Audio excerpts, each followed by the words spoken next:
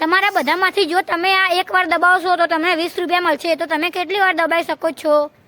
1 2 3 4 5 6 7 8 9 10 11 12 13 14 15 16 17 18 19 20. તો આ ભાઈને મળે છે 400 રૂપિયા.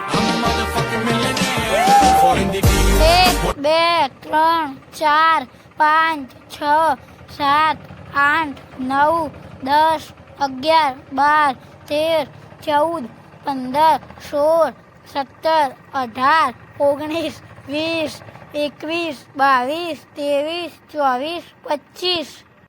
આ ભાઈને મળે છે આખા 500 રૂપિયા.